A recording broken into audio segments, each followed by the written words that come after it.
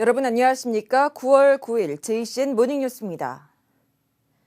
추석 연휴를 하루 앞두고 지역 여야가 전통시장 등을 돌며 민심 잡기에 나섰습니다. 국민의힘과 민주당 모두 명절 물가 점검과 함께 시민들과의 소통 행보를 보였습니다. 김영환 기자의 보도입니다. 추석 연휴를 하루 앞두고 지역 여야가 민생 점검에 나섰습니다. 국민의힘 권명호 울산시당 위원장은 동울산시장에서 명절 물가를 점검했습니다. 지방의원, 당직자들과 함께 장을 보고 시민과 시장 상인들의 고충을 들었습니다. 많은 분들이 경제적 어려움을 호소하셨고 가장 시급한 문제로 먹고 사는 것이라는 답변이 압도적으로 많았습니다. 우리 국민의힘은 국민들의 목소리에 더욱더 귀 기울이고 국민 여러분께 힘이 되기 위해 최선을 다하도록 하겠습니다. 지역 국회의원들도 지역구 전통시장을 돌며 명절 인사와 함께 고충 민원 수렴에 나섰습니다. 최근 대변인단을 새로 꾸린 국민의힘 울산시당은 추석 이후 시당 조직도 새롭게 정비할 계획입니다. 더불어민주당 울산시당도 전통시장을 돌며 추석 민심을 탐방했습니다. 이선호 위원장과 지역위원장, 당직자 등은 울주군 남창시장을 방문해 상인들의 애로사항과 지역 주민들의 민원을 들었습니다. 물가가 안 오르는 게 없습니다. 서민의 경제가 완전히 무너졌습니다. 우리 더불어민주당은 중산층과 서민을 위해서 좋은 정책 펼치면서 더 나은 울산시 만드는 데 온 힘을 쏟겠습니다. 민주당도 최근 정책실장과 홍보국장을 교체하는 등 시당 조직 정비에 박차를 가하고 있습니다. 지역 여야는 추석 명절에 수렴한 의견들을 바탕으로 지역 경제 활성화와 주민 생활의 질 향상을 위한 다양한 정책을 만들겠다는 방침입니다. JCN 뉴스 김영환입니다. 추석 연휴 기간 동안 귀성은 연휴 첫날인 9일 오전에, 귀경은 11일과 12일 오후에 집중될 것으로 예측됐으며 명절 고속도로 통행료 면제도 재개됩니다. 한국교통연구원에 따르면 추석 연휴 전날인 7일부터 연휴 마지막 날인 12일까지 3,017만 명, 하루 평균 603만 명이 이동하며 귀성은 9일에, 귀경은 11일과 12일에 집중될 것으로 예상했습니다. 국토부는 2020년 설 연휴 이후에 중단했던 명절 고속도로 통행료 면제를 재개한다고 밝혔습니다. 또 고속도로 나들목과 휴게소 주변에서 음주 단속과 안전띠 미착용 등을 단속하고 드론과 암행 순찰차를 활용한 단속도 강화하기로 했습니다. 태화 종합시장과 울산 상공회의소가 문화와 관광, 역사를 아우르는 새로운 공동 브랜드 구축에 나섭니다. 이를 위해 태화 종합시장 상인회와 울산상이 울산지식재산센터는 전통시장 공동 브랜드 개발 지원 협약을 체결했습니다. 앞으로 태화 종합시장은 고유한 개성과 특색을 반영한 공동 브랜드와 디자인을 개발하는 동시에 공동 브랜드를 바탕으로 문화 관광형 시장 사업도 추진할 예정입니다. 지난달 울산의 아파트 낙찰가율이 지방 5대 광역시 가운데 유일하게 상승했습니다. 법원 경매 전문기업 지지옥션에 따르면 지난달 울산의 아파트 낙찰가율은 88.1%로 전달 대비 1.6%포인트 상승했습니다. 울산에서 응찰자 수가 가장 많은 아파트는 북구 화봉 휴먼시아로 모두 42명이 응찰한 가운데 129%의 낙찰가율을 보였습니다. 이전을 추진해오던 3.1여고가 현 부지에 잔류하면서 노후된 건물을 보강하는 방안을 타진 중인 것으로 알려졌습니다.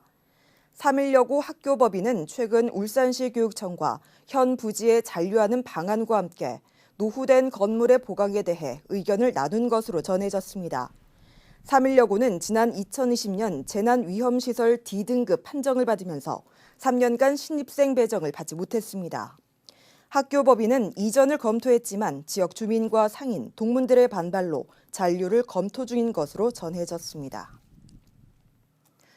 울산시 방역당국은 시민들이 안전하고 건강하게 명절을 보낼 수 있도록 추석 연휴 비상방역 상황실을 설치했습니다. 연휴 기간 운영하는 선별진료소와 임시선별검사소는 어디인지, 또 문을 여는 병원과 약국은 어떻게 확인하는지 심은홍 기자가 알아봤습니다. 울산시 방역당국은 추석 연휴 기간에도 코로나19 재유행을 대비해 비상방역 상황실을 설치했습니다. 선별진료소는 각국은 보건소를 포함한 10곳에서 오후 1시부터 4시까지 운영합니다. 동강병원과 울산시티병원 선별진료소는 24시간 응급실로 대응합니다. 다만 울산병원과 울산대학교병원, 서울산 보람병원은 연휴 기간 가운데 12일에만 선별진료소를 운영합니다. 임시 선별검사소도 운영하는데 울산 종합운동장과 달동 문화공원에 마련됩니다. 또 연휴 동안 울산 전역에 코로나19 검사와 치료제 처방, 진료까지 통합 실시하는 원스톱 진료는 49곳에서 운영합니다. 약국은 모두 42곳이 문을 엽니다. 하지만 진료기관마다 운영하는 날짜와 운영 시간대가 다르기 때문에 미리 알아보고 가는 것이 중요합니다. 연휴 기간 문을 여는 병원과 약국 등은 보건복지 콜센터인 129번, 구급상황관리센터인 119번, 시도 콜센터인 120번을 통해 안내받을 수 있습니다.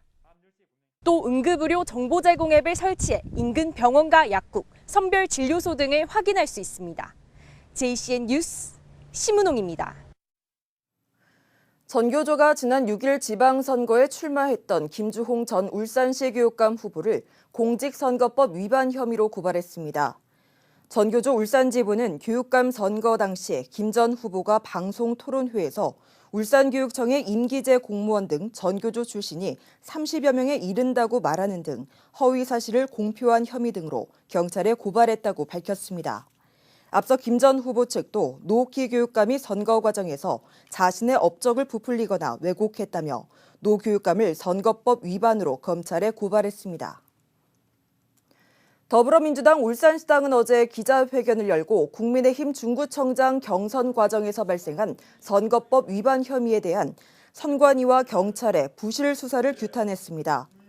민주당 부정경선 진상조사특위는 허위주소 당원 가입에 대해서 조사를 한 선관위가 당시 후보자가 아닌 선거 캠프 관계자만 경찰에 수사를 의뢰했고 경찰도 이들에 대한 선거법 위반이 아닌 업무방해 혐의만 적용했다며 봐주기식 수사라고 지적했습니다. 민주당 특위는 구체적인 제보를 근거로 검찰에 고발할 방침이라고 밝혔습니다. 현대중공업 노사가 올해 임단협 교섭에 난항을 겪으면서 추석 전 타결에 실패했습니다.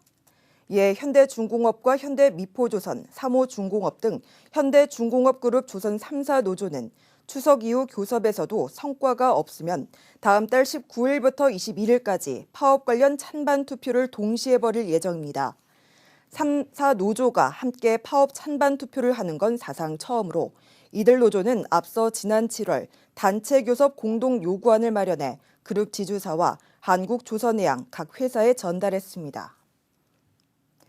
KTX 역세권 복합특화단지 일대가 토지거래 허가구역으로 재지정됐습니다.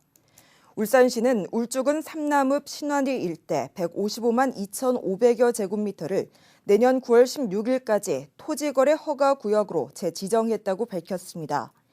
이에 따라 이 기간에 일정 규모 이상의 토지 거래를 할 때는 울주군소의 허가를 받아야 하며 실수요자만 토지를 취득할 수 있습니다. 울산시는 복합특화단지 추진에 따른 지가 상승 기대 심리와 투기적 거래를 막기 위한 조치라고 밝혔습니다. 태풍이 지나가면서 낙과와 침수 등 농작물에 피해가 잇따랐는데요. 수확철에다가 추석을 앞두고 발생한 태풍 피해로 농민들의 걱정이 커지고 있습니다. 하지만 농민을 돕기 위한 도움의 손길이 이어져 그나마 위안이 되고 있습니다. 보도에 김나래 기자입니다. 울주군 서생의 배농가. 봉지에 쌓인 배가 땅바닥에 떨어져 멍이 들고 썩어가고 있습니다. 수확철을 맞아 분주해야 할 농부들은 떨어진 배를 수거하기 바쁩니다. 사실 이게 낙과는 상품성이 없습니다. 그런데 딱 수확철에 대목을 두고 일하니까 참 농가로서는 막막하네요. 이번 태풍으로 인해 150헥타르 이상이 피해를 입어 30%에 달하는 배가 낙과됐습니다. 또 떨어진 과일이 썩으면서 발생하는 악취와 병충해 전염으로 2차 피해가 우려되는 상황. 농민들의 근심을 덜기 위해 군부대와 울주군이 복구 작업에 나섰습니다. 떨어진 낙과를 줍는 등 농민을 돕기 위한 지원의 손길이 잇따르고 있습니다. 서생면 배농가 12곳에 대해 울주군청과 7765 군부대, 농협울주군지부 등 직원 126명이 투입됐습니다. 떨어진 과일을 보며 시름에 잠긴 농민들에게 낙과 줍기 등 농가 돕기 작업은 또 다른 희망을 주고 있습니다.